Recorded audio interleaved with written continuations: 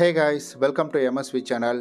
நான் உங்கள் விஸ்வநாதன். உங்களுடைய வயசு என்னங்க இருக்கும்? ஒரு 20 இல்லை ஒரு 25 இல்லை 30 இல்லை ஒரு 45 வயசுக்குள்ளே இருப்பீங்களா?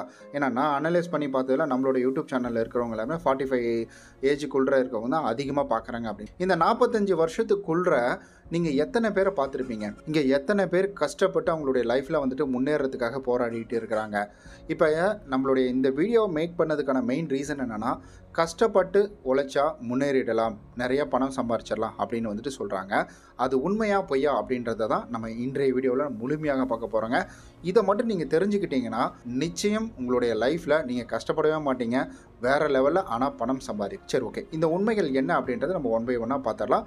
வீடியோவை ஸ்கிப் பண்ணாமல் பாருங்கள். சப்ஸ்கிரைப் பண்ணாமல் பார்த்துட்ருக்கீங்கன்னா மறக்காமல் சப்ஸ்கிரைப் பண்ணிவிட்டு பாருங்கள். அப்படியே கூட இருக்க பெல் பட்டன் நினைக்கோங்க. எப்போவுமே சொல்கிறது தான். ஸோ சேனலை வந்துட்டு சப்ஸ்கிரைப் பண்ணிவிட்டு நீங்கள் வந்துட்டு மைல்டாக சவுண்டை வச்சு கம்மியாக வச்சு ஒரு பக்கம் ஹெட்ஃபோனை சொருகிக்கோங்க. அதே போல் இப்போ நம்ம சொல்லக்கூடிய விஷயங்களை நீங்கள் பிரைனில் இமேஜ் பண்ணிக்கிட்டு அதுக்கு ஒரு விஷுவலேஷன் அப்படின்றது கொடுங்க. ரொம்ப இன்ட்ரெஸ்டிங்காக இருக்கும். வீடியோவை ஸ்கிப் பண்ணாமல் பாருங்கள். எனக்கு தெரிஞ்சு ஒரு ஆட்டோக்காரர் ஒருத்தர் இருக்கிறாருங்க. அதாவது நான் சின்ன வயசுலேருந்தே அவரை நான் பார்த்துட்ருக்கேன். அவர் அப்போ வந்துட்டு இப்போ வரைக்கும் அதே ஆட்டோ அதே வேலை தான் வந்துட்டு பார்த்துட்ருக்காரு. அதாவது ஒரு கிட்டத்தட்ட ஒரு எனக்கு விவரம் தெரிஞ்ச அளவுக்கு நான் சொல்கிறேனே, ஒரு 20 வருஷமாக ஆட்டோ தான் ஓட்டிகிட்ருக்கிறாரு. அவர் வீட்டில் பார்த்தீங்கன்னா பெருசாக எந்தவித மாற்றமும் வந்துட்டு ஏற்படலை. ஸோ அவர் வந்துட்டு அதே பழைய வீடு, அதே வீட்டில் வந்துட்டு பெயிண்ட் அடிக்காமல், இன்னும் வந்துட்டு அந்த செவுறு ஒரு சில இடங்களில் பூசாமல் வந்துட்டு வச்சுட்டுருக்காரு. இது எத்தனை வீட்டில் இருக்குன்றதை நீங்கள் கமெண்டில் சொல்லிவிடுங்க. ஸோ நீங்கள் பார்த்துருப்பீங்க ஒரு சில வீடெல்லாம். அவர் கஷ்டப்பட்டு வேலை பார்க்குறாரு, ஆட்டோ ஓட்டுறாரு, நிறைய பேரை கூட்டிகிட்டு போகிறாரு, கூட்டிகிட்டு வராரு.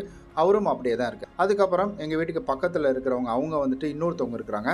அவங்க என்ன பண்ணுறாங்கன்னா விவசாயம் பண்ணிகிட்ருக்காங்க. ஸோ அவங்களும் வந்துட்டு காலையில் நேரமாக வந்துட்டு போயிடுவாங்க. 5 மணிக்கெலாம் போயிடுவாங்க தண்ணி கட்டுறதுக்காக.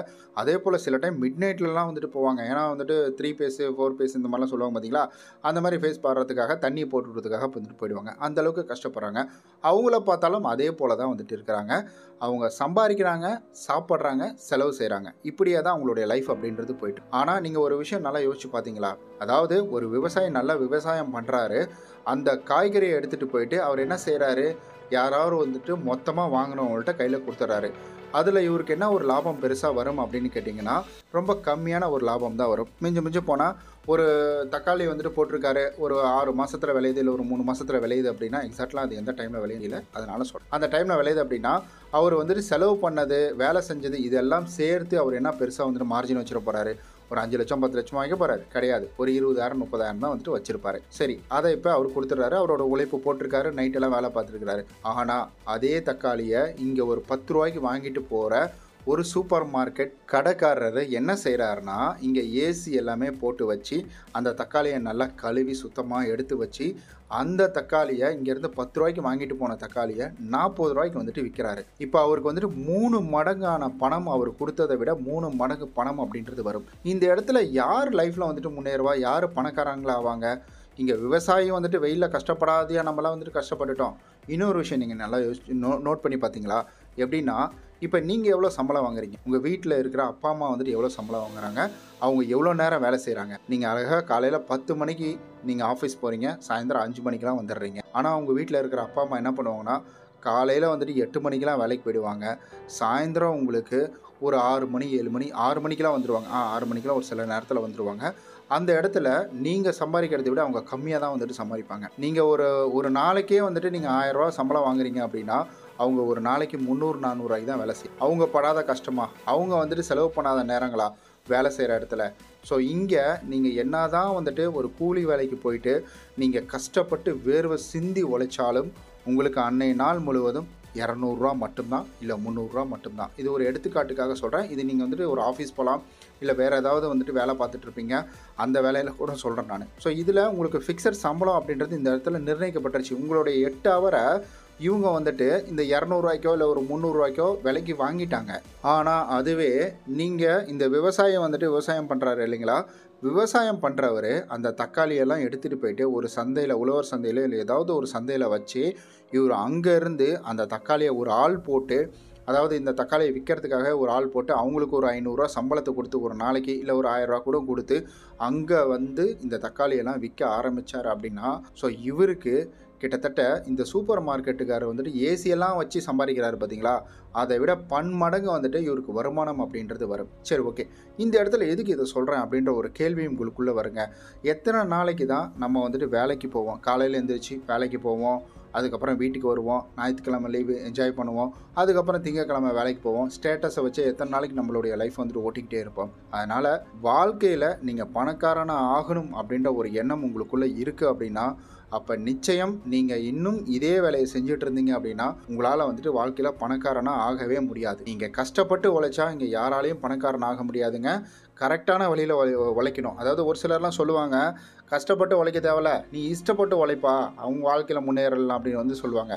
கஷ்டப்பட்டு உழைச்சாலும் இஷ்டப்பட்டு உழைச்சாலும் இங்கே வாழ்க்கையில் முன்னேறதுக்கு இங்கே ஸ்மார்ட் ஒர்க் அப்படின்றது மட்டும்தான் மிகப்பெரிய ஒரு ஹெல்ப் அப்படின்றது பண்ணிடும். அதனால் நீங்கள் செய்யக்கூடிய வேலை, இப்போ வந்துட்டு நம்ம ஒரு 8 மணி நேரம் வேலை செய்கிறோமா, அந்த வேலையை கற்றுக்கிட்டு நம்ம வேறு ஏதாவது பண்ண முடியுமா அப்படின்றத வந்துட்டு யோசிக்கலாம். இல்லை இந்த வேலையில் இருந்துக்கிட்டே நம்மளால் வேறு ஒரு பிஸ்னஸ் பண்ண முடியுமா அப்படின்றத வந்துட்டு யோசிக்கலாம். இப்போ நீங்கள் வாங்குகிற சம்பளத்தை நீங்கள் யோசித்து பார்த்தீங்கனாலே உங்களுக்கு ஒரு ஐடியா கிடைச்சிடும். நம்ம எவ்வளோ சம்பளம் வாங்குகிறோம், எத்தனை நாளைக்கு இதை வந்துட்டு வச்சு ஓட்ட போகிறோம், திடீர்னு நம்ம லீவ் எடுத்துட்டா இவன் நமக்கு சம்பளம் தருவானா, இவன் வந்துட்டு ஏதாவது ஒரு அட்வான்ஸ் கேட்டால் சம்பளம் தருவாங்களா அப்படின்ற ஒரு விஷயத்தை நீங்களே யோசிக்க ஆரம்பிச்சிட்டிங்க அப்படின்னா அப்போ நிச்சயம் அடுத்தது இதற்கான வழிகள் என்ன அப்படின்றத நீங்களே வந்துட்டு தேடி போக ஆரம்பிச்சிருவீங்க. இங்கே நிறையா வந்துட்டு வழிகள் இருக்குது, நிறையா விஷயங்கள் அப்படின்றது இன்டர்நெட்டில் அவைலபிளாக இருக்குது. அவங்க செய்யக்கூடிய பிஸ்னஸை வந்துட்டு இவங்க நிறைய இடத்துல வந்துட்டு சேல் பண்ணுறாங்க. அண்ட் அதே போல் இன்னொரு முக்கியமான விஷயம், ஸோ பாலவாக்கத்தில் வந்துட்டு நான் ஒரு டைம் போயிருந்தப்ப அங்கே வந்துட்டு என்னாச்சுன்னா பீச்சுக்கு போயிருந்தோம். அப்போ ஒரு ஐடி கம்பெனியில் ஒர்க் பண்ணுறவங்க அந்த பேங்கிள்ஸ் எல்லாம் இருக்கும் பார்த்தீங்களா, சாரி அது பேர் எக்ஸாக்டாக என்னன்னு தெரியல, தோடு, இந்த மூக்குத்தி, இந்த மாதிரி விஷயம்லாம் எடுத்து அவங்களுடைய காரில் வச்சு அவங்க சேல் பண்ணிட்டு அவங்க வந்துட்டு ஒரு கடையில் வச்சு சேல் பண்ணலாம். ஏன்னா இந்த இடத்துல அவங்க கடைக்கு போயிட்டாங்கன்னா, ஒரு பிஸ்னஸ் ஆரம்பிச்சிட்டாங்கன்னா அவங்களால அந்த இடத்துல அவங்களுடைய வேலையும் பார்க்க முடியாது, இன்கமையும் பார்க்க முடியாது, இந்த வேலையும் வந்துட்டு பார்க்க முடியாது. ஸோ ரொம்ப கஷ்டம், ஒருவேளை நஷ்டம் ஏற்பட்டுச்சுன்னா. அதனால் இவங்க லீவு டைமில் கார்லேயே வந்துட்டு அந்த பொருளெல்லாம் எடுத்துகிட்டு வந்து இவங்க விற்கிறாங்க. ஸோ இப்போ இவங்களுக்கு அந்த லீவுனாலும் வந்துட்டு இவங்களுக்கு போர் அடிக்காமல் போன மாதிரி ஆச்சு, இவங்களுக்கு அதாவது இப்போ வாங்கின பொருளை விற்றுட்டு அதில் லாபம் பார்த்த மாதிரி ஆச்சு. அதே மாதிரி பாலவாக்கத்திலே பார்த்திங்கன்னா ஆர்ட் பண்ணுறவர் ஒருத்தர் இருக்கிறார், பென்சில் ஆர்ட் வந்துட்டு ஒருத்தர் பண்ணுவார். அவரும் நினச்சாருன்னா ஒரு கடையை வச்சுட்டு அவர் ஒரு கடையில் வந்துட்டு உட்கார முடியும். அவர் என்ன செய்வார்னா, பீச்சில் அடிக்கிற வெயிலில் பார்த்திங்கன்னா காரோடைய வந்துட்டு 2 பக்கம் 4 பக்கம் டோரையும் திறந்து விட்டுட்டு அவர் அந்த இடத்துல உட்காந்து அங்கே வந்துட்டு அந்த படம் வரைஞ்சி வந்துட்டு கொடுக்குறாரு. இங்கேயும் இருப்பார். இதை பற்றி நம்ம ஆல்ரெடி வந்துட்டு ஷார்ட் வீடியோலாம் நிறைய போட்டிருக்கிறோம். இங்கேயும் இருப்பார், அங்கேயும் இருப்பார். ஸோ இது எல்லாமே பார்த்திங்கன்னா ஸ்மார்ட் ஒர்க்கு.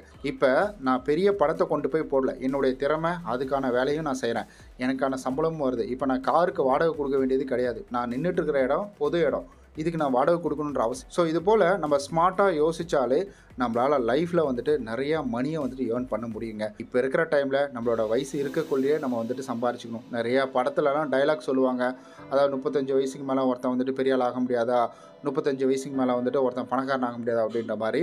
ஸோ இது படத்துக்கு வேணால் ஒத்து வரும், ஆக முடியாது அப்படின்றது கிடையாது.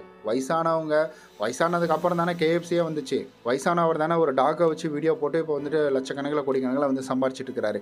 அதனால் வயசு அப்படின்றது முக்கியம் கிடையாது. இந்த இடத்துல உங்களுடைய ஸ்ட்ராங்னஸ், அதாவது நீங்கள் பிலீவ் பண்ணணும், நான் அடுத்த கட்டத்துக்கு போகிறதுக்கு நான் என்ன செய்யணும் அப்படின்றத நீங்கள் பிலீவ் பண்ணிங்கனாலே போதும். கண்டிப்பாக லைஃப்பில் உங்களால் வந்துட்டு முன்னேறிடும். இதை நீங்கள் யோசிச்சு பார்த்தீங்கன்னா உங்களுக்கே வந்துட்டு புரிய வருங்க. இதை நீங்கள் யோசிச்சு பாருங்கள், உங்களுக்கு இதில் என்ன புரிஞ்சுது அப்படின்றத மறக்காமல் வந்துட்டு கமெண்டில் சொல்லிவிடுங்க, நம்ம வந்துட்டு கேட்டு தெரிஞ்சுக்கிறேன். ஸோ அதே போல் வந்துட்டு நம்ம சேனலே வந்துட்டு சப்ஸ்கிரைப் பண்ணிவிடுங்க, அப்படியே கூட இருக்க பெல் பட்டனையும் ப்ரெஸ் பண்ணிவிடுங்க. அப்போ தான் நம்ம சேனலில் போடக்கூடிய வீடியோஸ்க்கான நோட்டிஃபிகேஷன் உங்களுக்கு வந்து சேரும். நம்ம நாளைக்கு இது போல் ரொம்ப சூப்பரான ஒரு வீடியோவில் சந்திக்கிறோம்.